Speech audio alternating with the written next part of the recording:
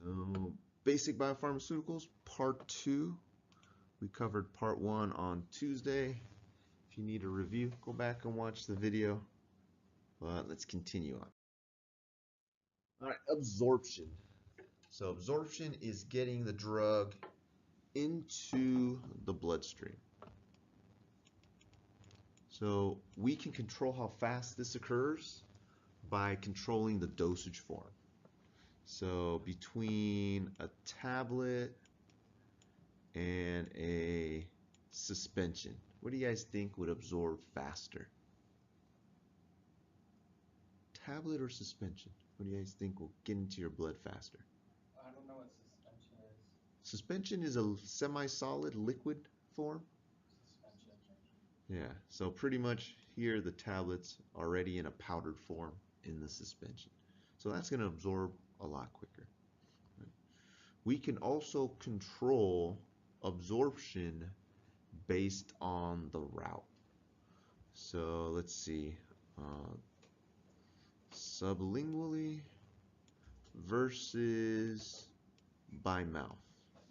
Which one gets into the bloodstream quicker? Under the tongue, or if you swallow something, absorbed through the GI tract, peel? Under the tongue? Yeah, under the tongue goes directly through your membrane, the thin layer of skin in your mouth, directly into the bloodstream. If it's by mouth, it has to go to the stomach, the intestines, and then it gets absorbed into the blood. So under the tongue is a lot quicker. So we can control the rate of absorption, and that's what we do when we pick our dosage form and our route. Gastric emptying time. Take a look at the pH. So is acid low pH or high pH? Low pH, very good.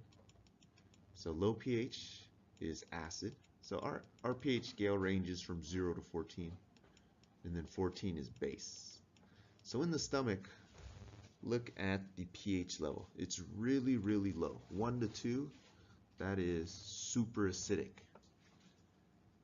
If you have food, there's going to be acid in your stomach. If you have drug and food, what's happening to all those drugs at a pH of 1 and 2? What's acid going to do to those drugs? Burn it. Yeah, burn it. It's going to break it down, neutralize it, react with it.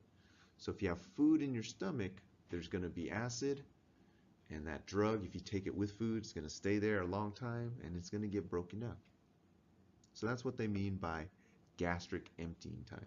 The longer it is in the stomach, the slower it is to get into the blood. Most drugs are absorbed in the small intestines. So the second area you'll get into in the GI tract will be the small intestine. So that's a pH of about 5 to 7. So 7 is neutral, so it's still a little bit acidic. And then in the large intestines, the only thing that's absorbed there is water and electrolytes, water and salt. So that's about an 8-7. So now you're getting into the basic range. So very good. Acid will break down drugs if it's in the stomach. Some drugs you can take with food. Some drugs you have to take on an empty stomach.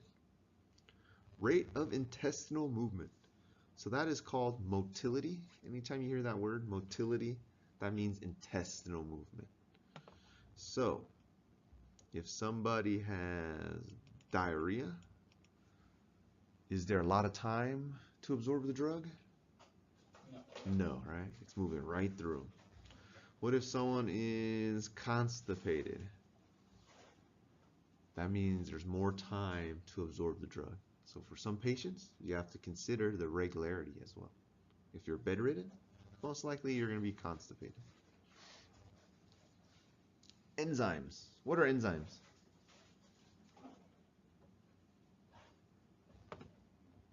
Things that help break things down. Yeah, they do chemical reactions. Right?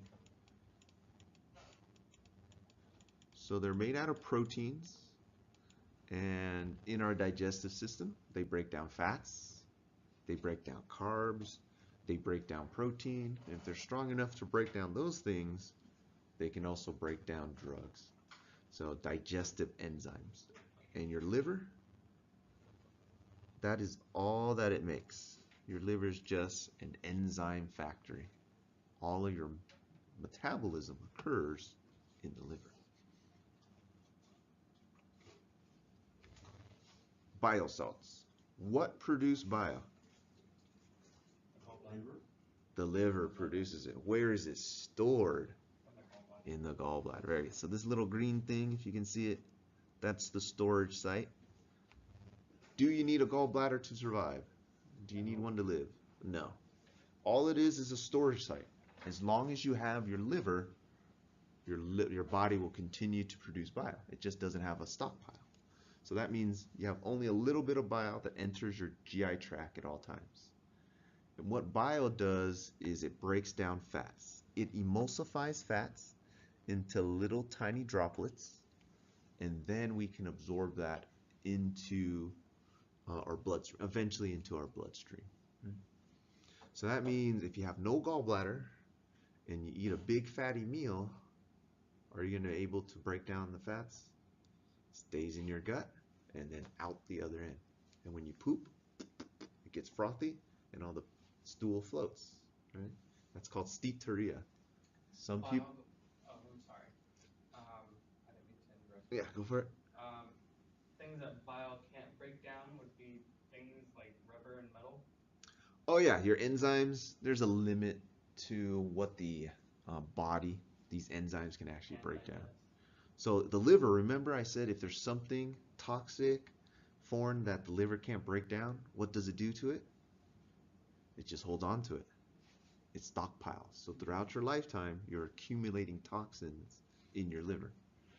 So when I go in, I dip down and give you a left hook right to the liver, right? It's going to release all those toxins, and you're going to be sick for about 3 days trying to recover. Yeah. The question is that can kill you too? If you damage somebody's liver enough, yeah. You can rupture blood vessels, damage it enough, yeah. Because your liver is your detoxifier. So how can you remove that?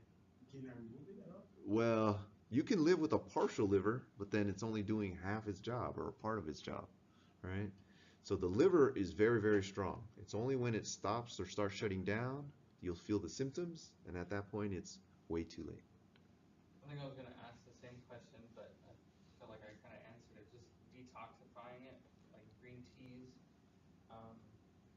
Okay, yeah, okay. Saunas. There's certain foods. Hydration, Yeah, definitely. antioxidants, fruits. Yeah, there's certain foods, certain supplements that will help your body to detoxify, but it's a slow process. So anything you buy that says, oh, 24-hour cleanse or 72-hour cleanse, that's a joke. So there are foods that will help your body get rid of heavy metals, and there's a lot of things that can help you, like cilantro and parsley. That'll detoxify you from the inside out. So if we had stinky patients who just are funky smelling, we would actually clean them out with chlorophyll, right? A lot of vegetable, the green stuff that's in leaves, we'll give them a chlorophyll diet, and that'll clean them out and makes them less stinky from the inside out. So there's a lot of things, a lot of advancements these days. All right, so that was absorption. So very minimal absorption in the stomach. Most absorption is in the small intestines. All right, now that it is in the blood, is the drug working yet? Yes. No, it has to get to the site of action, right? So the first step is to get the drug into the blood. Now, The site of action is the blood. then there it goes. Now it's working. So it's already there. So distribution, there is like instant distribution pretty much, right? But for most drugs, the site of action is somewhere else and it needs to be delivered. So you gotta determine cardiovascular strength, right? If you're an elderly patient with weaker cardiovascular strength, it's gonna take a little bit longer for the drug to get to the site of action, to get blood. Oh, just weaker muscles. lower cardiovascular strength as you age. Permeability of tissue membranes. So we already talked about the cell membrane. It's made out of lipids. Right? So there's certain things that can make it leaky. An example is cholesterol. The more cholesterol in your cell membranes, the more flexible they are. Right? You can also have a bunch of salt that'll start to break down the cell membrane. And in your brain, you have what's called the blood-brain barrier. Have you guys heard of this? No. So these are the neural glia. So you have brain cells, and then you have a bunch of helper cells. So one type of helper cells make up the blood-brain barrier. And all they do is they control what chemicals go in and out of the brain. So they control what the brain is exposed to. What do you think happens when you're sick to this blood-brain barrier? It becomes weakened, and then now it starts to let chemicals into the brain. And now you'll be exposed, more vulnerable, right? Especially with children. Their blood-brain barrier is underdeveloped, and now they catch a fever. And if you expose them to chemicals at this point, it's going to get into the brain, really affect them. Like household chemicals or medicines? Yeah, anything, everything. All right, so that's why during pregnancy, women, you need to avoid certain things in your diet because of toxins associated with those foods. So one of them is like shellfish. Shellfish can come up with a lot of toxins, so pregnant, can't have it. So if you're small, you can wiggle your way into the cell membrane pretty easily. If you're big, you're going to get stuck. Hydrophobic. Am I like water or am I like fat? What? No, I hate water. I'm hydrophobic. I fear water. So if I hate water, I am fat. So remember, like dissolves like. So if I'm fatty, I can wiggle my way into the cell membrane or past the cell membrane. If there's a transport mechanism, so that means if there's a tunnel or a channel that allows for things to get through. And usually it's controlled, so it's a gated tunnel. But if there is a pore, then yeah, water can just straight go through, bypassing the lipid layer. And then I mentioned earlier for the brain, the astrocytes making up the blood-brain barrier.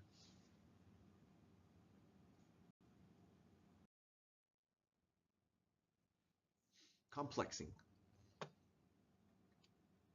So in your blood, you have blood proteins, and they serve a couple functions. The main function is to bind with drugs. So most of the drug that's in your blood is bound to these proteins. Another reason for the protein in your blood is to keep water in your blood. That keeps your blood pressure up. Right? So just like a key has a bunch of teeth, that's our drug. And if it complexes with a protein, it's like you covered up the teeth of the key. And notice the lock, it can no longer fit into the lock. So it's just like wrapping tape around your key. So this blood protein binds most of the drug. So only a few percentage of it is actually free. So too big, can't pass into the cell. Too big for metabolism, can't get changed. So a lot of times it just passed right through you, and basically the drug becomes inactivated.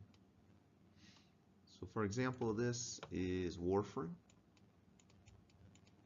You guys heard of warfarin? Clomidin? It's a blood thinner. So when you take warfarin, 98% of it is bounded to protein. So that means only 2% of it is actually free, right? So only 2% is available to interact with receptors, whereas most of it is bounded to blood protein.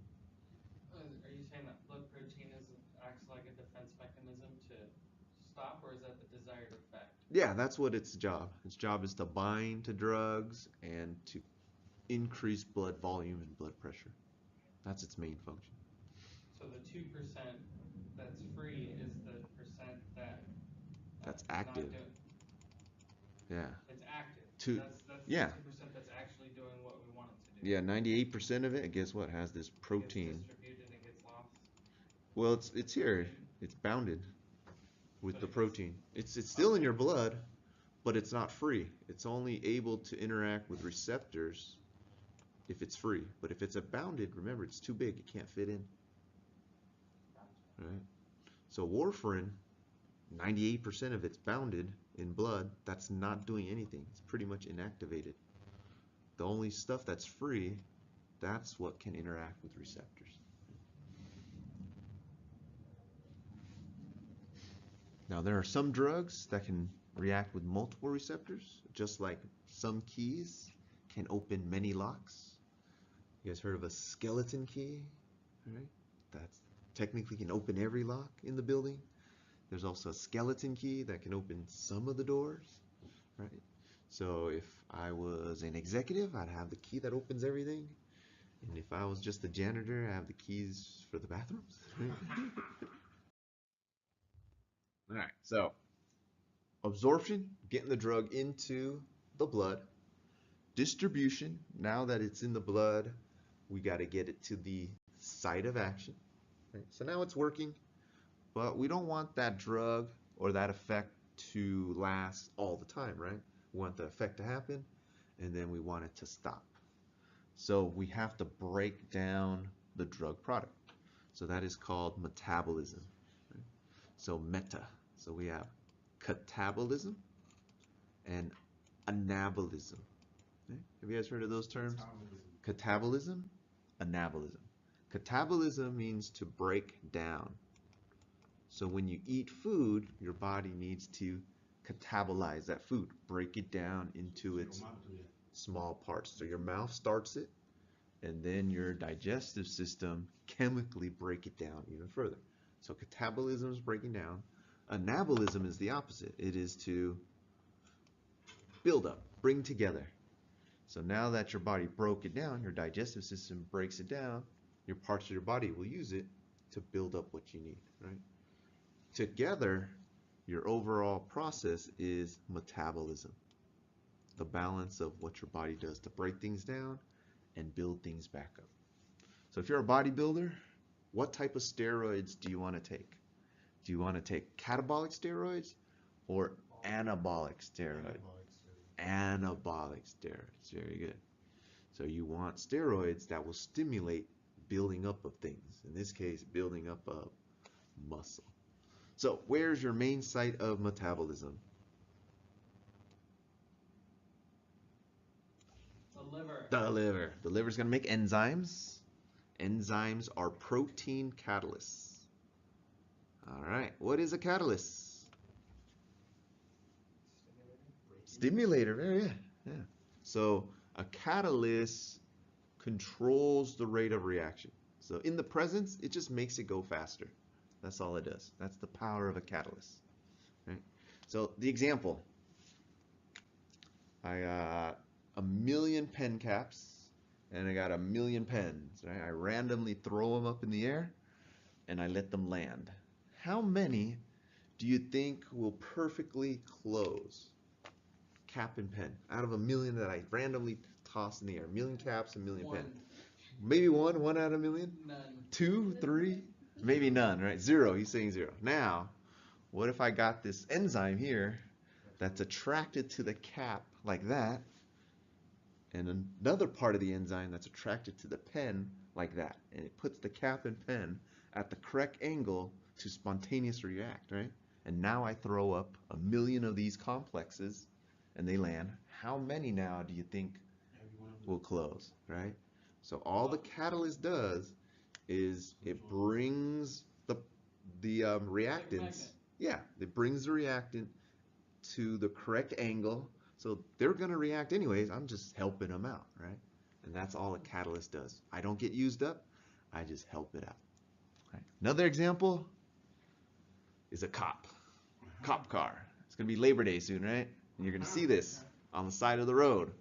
Just a cop car with the lights on, right? You're driving, you see that, and what do? Slow down. Did the cop do anything? No, just the mere presence of the cop caused something to happen. And now when you drive on Labor Day, you're going to see all these cop cars, but there's no cops in them at all. Because they strategically place these cars under hills, right, where the hills are, because they know if people see a cop car, they're going to start slowing down. So everyone's going to look. I told you, no cop car. So the liver, what's that? No person inside. Yeah, they do that. That's just psychological. Because anytime I see a cop car, I start slowing down. Even if I'm already at the speed limit, I slow down some more. It's just a psychological trick that they play on you guys. But there might be a cop in there, so he will give you a speeding Might not. ticket. Biscuit for the biscuit, no cops, no stops. So the liver will change the drug into its breakdown products. So the breakdown products are called metabolites. So the drug might be out of your system, but the metabolites might linger for a long time. So when they're doing a drug screen on you, they're not looking for cocaine, they're not looking for THC in your system, they're looking for the breakdown products that linger in your system a lot longer. So yeah, there's no cocaine in my system, but the breakdown products might be, right? So be careful. Those 48-hour cleanse things are just gimmicks. Enzyme induction, enzyme inhibition. We'll cover this more in the next chapter, where we will talk about factors affecting drug pharmacokinetics, ADME. So enzyme induction. It's kind of similar to the withdrawal symptoms. We'll touch more about this in the next chapter. Inhibition, that's when you take two drugs and the enzymes prefer to break down one drug over the other. Right? So if you have, let's say, this enzyme, it normally breaks down drug A, right? It happily breaks down drug A. But you took two drugs, right? You took drug B as well. But the enzyme rather play around, or rather bind with drug B instead. So that means there's more drug A free. So when you take two drugs together, we don't know what the effects are until It removes the original. Yeah, so right there, drug A and the enzyme is breaking down drug A. That's the normal process. If there's only drug A around, the enzyme lovely will break down drug A all day long. But you took a second drug, right? You took drug B, but the enzyme goes, you know what? I'm going to hang out with B. I'm going to break down drug B instead. And it ignores drug A. That means there's more free drug A to interact. So drug A would actually be stronger, right? Effectively be stronger in the body. So that's what happens. That can happen if we take 2, 3, 4 drugs together. We don't know what might happen. Ooh. For example, if drug A was warfarin, right? Drug B is aspirin, right? So do you see the problem there? If you're already on an anticoagulant, and on top of that, you take aspirin, aspirin's going to kick off more free warfarin. Right? Remember, warfarin's only 2% free. 98% is supposed to be bounded. You take aspirin, now you're going to kick off even just a little fraction. It's going to magnify the effects of warfarin. What if you take aspirin 2 hours later? 2 hours later, warfarin works for a long time. So if you take aspirin 2 hours later, still, it's gonna overly thin your blood. So just be careful. All right, entro. What is entro? Word root, enter. That's your intestines, right? So E. coli lives in your intestines. Hepat is your liver. And then you have your gallbladder. So remember, if your enzyme can't break something down, it's either going to hold on to it or try to get rid of it. So here the liver, whatever the product is, it dumps it into the gallbladder. All right? And where does the gallbladder empty its contents? Into the intestine. So this is what's happening. the liver's trying to get rid of this stuff.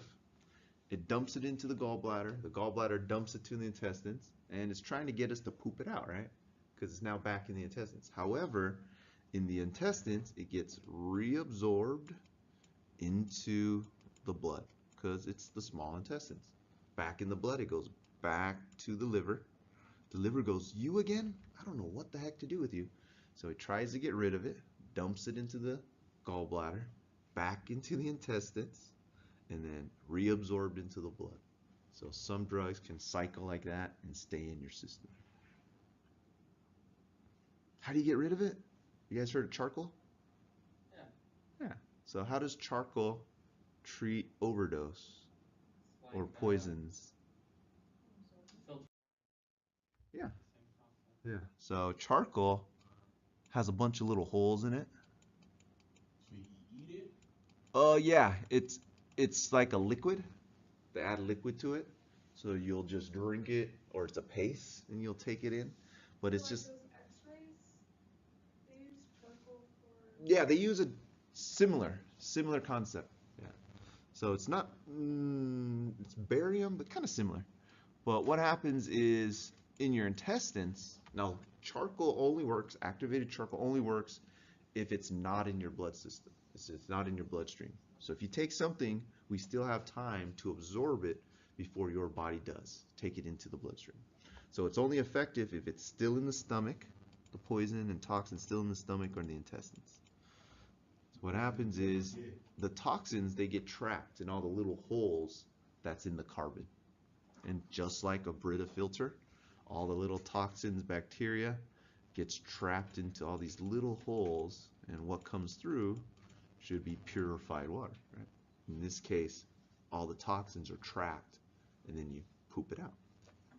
It's crazy that it catches toxins as well. Yeah, everything. Now that only works if it hasn't gone into the bloodstream. First pass metabolism. So for anything that's absorbed in the GI tract, it actually goes to the liver first. So that's called first pass metabolism. It's a safety mechanism before it enters the bloodstream.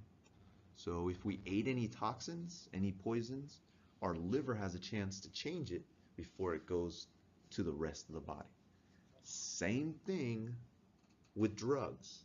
Many drugs has to go through the liver to be turned on first. So some drugs are activated in the liver.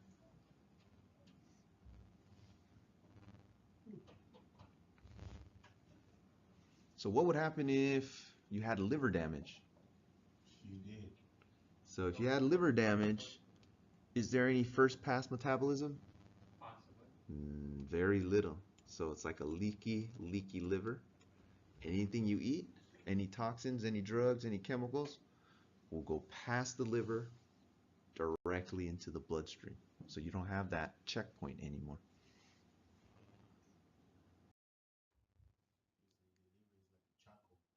Yeah, well, yeah, the liver is like activated charcoal. It holds on to toxins and waste, and it tries to change it into something safe so you can just get rid of it. All right, what filters the metabolites? Now that the liver changed the drug, all the byproducts, breakdown products are in the blood. What filters out the blood? The kidney, right? So about 800 gallons a day or something? 800 gallons of blood a day is filtered. Well, most of that is reabsorbed, right? We filter everything. Most of the water is reabsorbed. So step one. So this is all due to pressure. So this is filtration and pressure through a leaky blood vessel. So here we got blood going in, right? So that's the afferent pathway. And then we have blood going out. That's the efferent pathway. And in between here, you got a very, very leaky capillary bed. Right? This is called the glomerulus. You guys remember that from anatomy? And then the capsule, right? Bowman's capsule that catches all of the filtrate. So this is indiscriminate. If you fit through the little holes, then you're going through. So sometimes water protein, salt, sugar, vitamins, drugs, acids, base, just all leaks through. Right? So indiscriminate filtration. Next is, well, there's certain toxins that I need to pump into the urine that didn't get filtered through, right? They got left behind. So that is active secretion. Now I'm actually pumping toxins and waste product into the urine. So that is this arrow here. Like sorting factor. Yeah. So this is indiscriminate filtering. This is active transport of my waste product. And then remember, during the filtration process, it's just indiscriminate. I need to take back some of my protein, some of my vitamins, some of my acids, and most of my water. And this is where most of your water is reabsorbed, H2O. If we didn't reabsorb water here, we'd lose about 800 gallons of blood. Whatever's left over becomes the urine.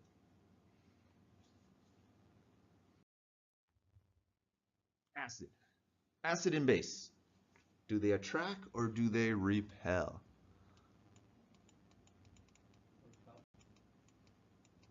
All right, let's see. Acid, hydroxide.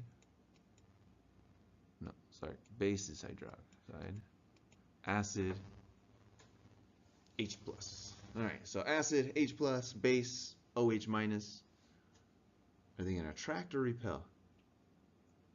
I got a plus charge and a negative charge. What do you guys know about charges? Opposites attract or similar attract? So these guys are going to attract each other. How many H's do we have now? 2.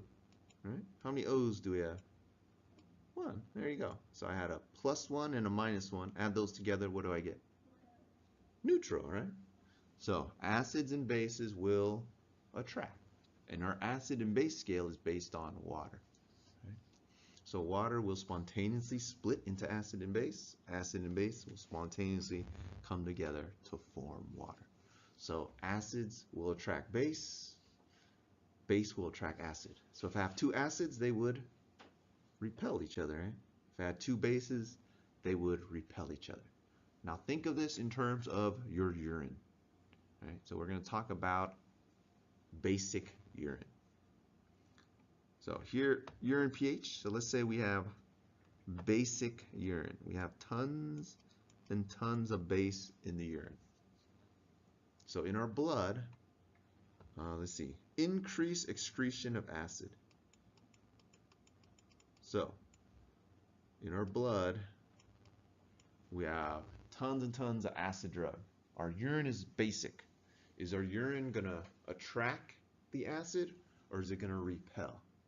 Attract. It's going to attract. So that's why they say increase in the secretion of acid drugs, because the basic urine is going to suck in all that acid drug. Conversely, if you have a basic drug, right, in your blood and you have basic urine, is it going to attract the basic drug or repel? It's going to repel. So that means acid drug will get out of your system very fast. Basic drugs will stay in your system. Right? Anybody experience with magic mushrooms? Okay. What do you take with the magic mushroom? Orange juice. Why do you take orange juice? Stimulates the toxin. Yeah, so it's acidic. So maybe the compounds in psilocybin mushrooms are acidic, or are they basic? I don't know. So you're doing something with the acidic level of your magic mushroom. Right? Acids to a base. I don't know. I don't know the exact science, but I'm guessing that's what you're doing. Right? You're kind of making it stronger or make it last longer. I don't know which. He's like, I didn't know this was that type of pharmacy class. Yeah, pharmacology, all pharmacology. All right, bioequivalence and bioavailability. So that means how much drug, right? If you take a drug, does all of it enter your blood? No. And how fast, right? So that's 2 things you need to consider. The amount of drug that enters the blood and how fast it enters your blood. That is bioavailability. So what do you think is the fastest route there is? Blood. Yeah, IV, right? So that is what they call absolute bioavailability, because it's pretty much instant, right? It's all in your blood, and if it's already injectable form, it's already broken down. So absorption's pretty much 100, and pretty much 100% of the drug goes into your blood. If you look at any other route besides IV, then they're going to call that relative. That's why they say like you should take your medication like an hour or two prior to it ending, so that way you have lasting effect. Yeah, you don't want to taper off before you get the next dose. Oh, I've seen people on the street shoot themselves. You be like, Oh yeah, those heroin addicts, that's different. They're chasing the dragon still. you mix it up with the blood. Yeah, so heroin, what are you supposed to mix heroin with? That's like waters with Vitamin C. Oh my god, oh my god. I don't know. Vitamin C. So if you don't want to damage your blood vessels, you're supposed to mix the opioid with vitamin C. I think it cuts the harshness. If they don't have vitamin C, because these junkies won't, they're going to use straight vinegar to get their acidicness. No, is it vinegar? Wow. Yeah. All right, so no more street stuff. Let's go back What to do you have bioavailability. you guys, What you do guys. you brought it. have to heat it for? Maybe Dark heat red it. oil. Heat the. Oh, that's just to dissolve it. Oh. Yeah, that's just to make it liquefy, more soluble. All right, so IV is in blue. Notice that absorption is very fast. Right, you start working in about an hour as compared to 2 hours. If you take, let's say this is PO and blue was IV. So IV is faster, yeah, but if we give them the same amount, we might overdose them. And see how it doesn't work as long? It only works for about 6 hours instead of 8. So again, during clinical trials, they'll take a look at different routes to see which one is the best for their new medication. When you compare the two, that is called bioequivalence. So brand and generic, you're going to have to compare. Do they dissolve? Do they absorb the same? And if they do, you can market your generic just like the brand. Right? That's all you have to do. Make sure they work kind of the same. So pharmaceutical equivalents are going to be generics that you can substitute for the brand. So that means everything is pretty much the same. Same type of drug, including the same salt. Right? So we have the base drug added to the salt. Right? You guys ever heard of freebase? Yeah. No. Crack cocaine? Cocaine. Can you smoke cocaine? No. Can you smoke crack cocaine? Yes. Right? Because what they do is crack cocaine is the freebase form. Right? So when you light it up, they'll actually smoke. Right? So that's what they're doing when they're turning their cocaine into crack. They're just changing the salt that's associated with it. And that makes the drug dissolve at different rates in water. Right? So if I have something that was delayed release, I want it to dissolve slowly. So I change the salt. I thought it was like, in theory, like a snowball. Like you just have some snow and then you compact it. No. You have a snowball. No. So I thought it was like crack and crack No. cocaine. No. It's different. It's a chemical process. You got to mix your cocaine with baking soda, heat it up, blah, blah, blah, and then you get your crack cocaine, right? It changes it, the actual chemical formulation. Immediate release, right? You want something that dissolves fast. So you put it in a salt, where you put it in water, it breaks down fast, right? How about controlled release? Right? Sustained release. That is a different salt, so it'll dissolve differently. Must be the same dosage form if you want to be pharmaceutical equivalent, brand and generic, if you want to interchange those. Same strength, same everything. Pretty much only the inactive ingredient, like the fillers and the binders and the colors, you can change those up. But it's pretty much the exact same drug, means you can switch them to the generic form. So DAW, dispense as written. So some doctors, they want that exact brand. Other times you can just change for the generic version. And they'll have that written prior to their little note Oh yeah, this will be on the, And they'll put DAW then in this prescription. yeah, they'll write it, or sometimes there's a little box. They can just Circle. check mark or circle, and I'll let them know. And remember, you're gonna process that electronically to let the insurance company know, hey, I gotta give them the brand because the doctor told me to. This may be a stupid question. So brand and generic are actually different and as far as medicines go? No, no, they have to be same ingredient, same salt, same dosage form, same strength, same everything. It's just a matter of how it's packaged? Yeah, Okay. these active ingredients the same, the packaging can be different, the shape of the tablet can be different, but it's the same drug, same And it'll amount. work exactly the same? They tested it and it's found to work the same. Yeah. Now, pharmaceutical alternatives are not exactly the same. Similar drugs, so here you can use a different salt. So you can use an extended release version as opposed to controlled release version, right? So these are not interchangeable, brand and generic equivalents. Now in a pinch, yeah, you can switch them for 1 or 2 doses, but in the long term, we want to put them back on something that is therapeutically equivalent. So where can you find a list of brand and generics that you can substitute for? What's that? Where? What reference book? Do you guys remember from Farm 200? What color? What color is that book? Book or the red book? Orange book or red book? Yeah, very good. So you guys did remember 3 weeks ago. So good, not bad. So TE ratings can be found in the orange book. Where can you find the orange book? In the red book? The red book. So the red drugs topic red book has a bunch of chapters and it gives you pricing information. So if you want to know what to charge for drugs, look in the red book. There's AWP pricing. A chapter in it is the orange book, and it'll list what brand and what generic you can switch, interchange. All right, so pretty much done. Answer these questions, take a break, and then we'll get into the homework. So how would the following affect disposition? So the first thing you're going to tell me is it going to affect A, D, M, or E? So the strategy is, where is this occurring? Because remember, this is it in the blood yet? Absorption. Distribution is, it's already in the blood. Is it at the site of action? Where does metabolism occur? What organ? Liver.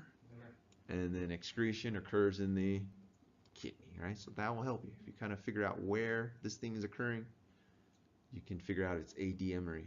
The second thing you need to do is let me know if it's going to increase it or decrease it. Delayed gastric emptying is going to affect ADME.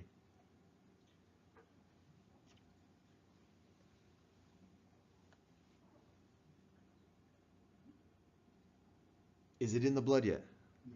No. So which one is it? ADME. So it's going to be absorption, right? It's not in the blood yet.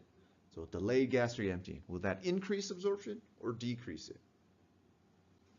If it's in the stomach, is it getting to the blood? So it's going to decrease. All right? So if your stomach feels full all the time and you just took a dose, guess what? It's not being absorbed. It's actually being broken down by that acid. So delayed gastric emptying would affect absorption and it would decrease absorption. No bile salts. What do biosalts affect? Would it affect A, D, M, or E? Would it affect the absorption of drug, distribution, metabolism, or excretion? Absorption, right? Because is it in the blood yet? No. It's in the small intestine still. So, would it increase or decrease absorption?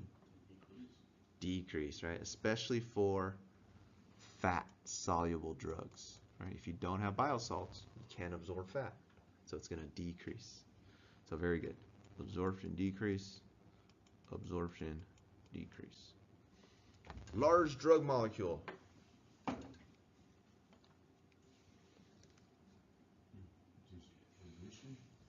Distribution, very good. So if I am a very large drug molecule, is it easy to move me? Is it easy to get me into the cell?